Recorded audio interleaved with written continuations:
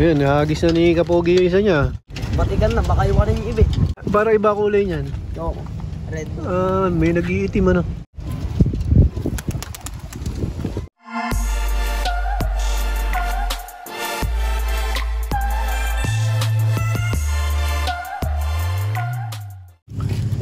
Mga kalapatids, nakita ko na naman yung mga tropa natin dito.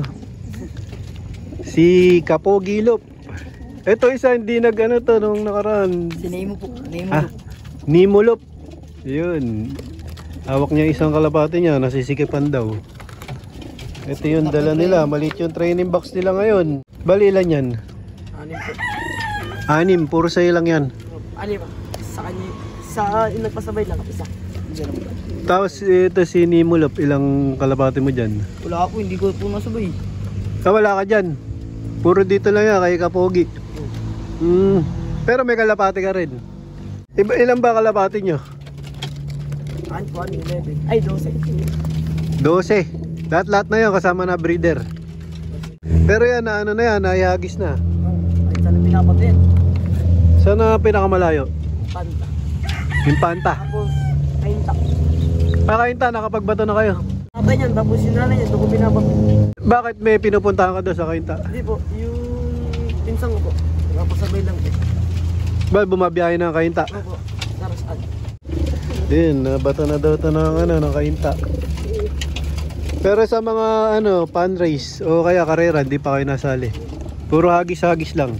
Kami lang nga po ang nasalihan ng kulab eh. Wala pong malapit. Diyan sa hala-hala. Layo po, may tepit. Malayo. Meron hala-hala tsaka tanay ang alam ko na ng mga kargahan. ARPCI. Pero sa lugar nyo maraming nagkakalapate. Ito lang po yun, pwede ko net. Magbabayan. Ilan kayo doon? Ilan? At dami. Yung kay M-Look po kuya, yung look ni M-Look, nagagawa po siya ngayon. Ibig sabihin, dyan sa lugar nyo hindi kayo nagkakarera? Nag-aaral po, street race. Ayun, street race. Paano ginagawa nyo sa street race? Batong mabitak, tapos tatakbo sa may lop-tulop. Lop-tulop. Ayun. Ganun na nga lang ang mangyayari pag wala kayong makasalihan na club. Mga street race. Anong patukaan yung binibigay? Bakit rin? Bakit rin. Isa lang po, flyer mix. Flyer mix. Napuntang yun. Ibig sabihin may nabibila ng dito mga Flyer mix. Flyer mix. Sa bayan pa. Malayo, malayo. Hindi naman malakas sa patuka. Tama lang. Sakto lang. Yan, lagi nyo hinahagis. Lagi kayo Minsan po, mabangsa pa lang. Ang sipag nyo magtos Ganun po talaga eh. Pag binatok po kasi doon, mabibigla. Parang Doon sa bandang Siniluan, di pa kayo nakapaghagis? Doon kami nagbabato eh. Doon din? Doon sa Pami. Sa Tuwid. Doon nagbabato. Itong biyahe nyo ngayon, doon kayo papunta? Mabitak lang po. Mabitak.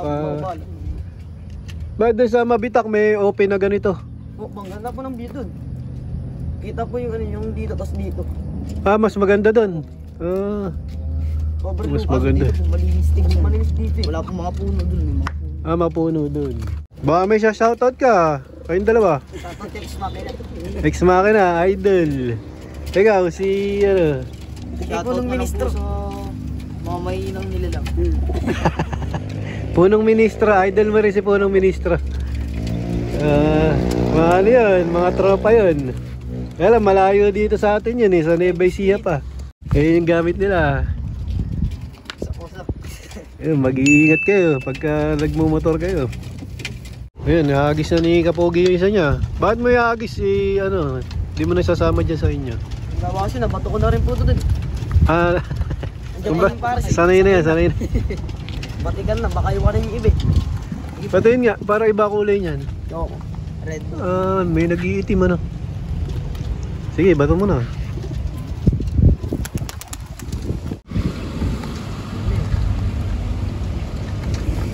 Ayun na kagad Inabutan nga kami ng ulan dito. Tinakpan ko muna ng lona yung mga kalapati ko. Hindi ako makapag-release dahil umuulan. Ayun yung panahon Dun sa dadaanan nila, ayun o, kitang kita makapal yung ulap. So, waiting ako mga kalapatids. So, tumigil na nga yung ulan dito.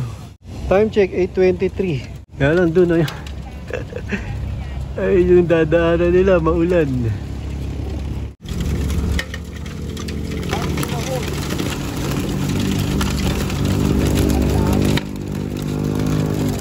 Hindi na sila.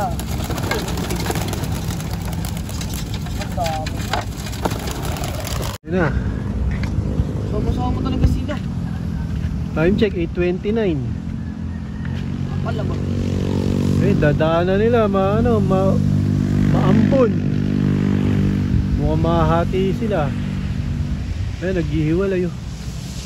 Pero ako maguganda lang yung padago. Aba, umikot. Tatakot yata. May umihiwalay na isa. Ayun na, nasa baba.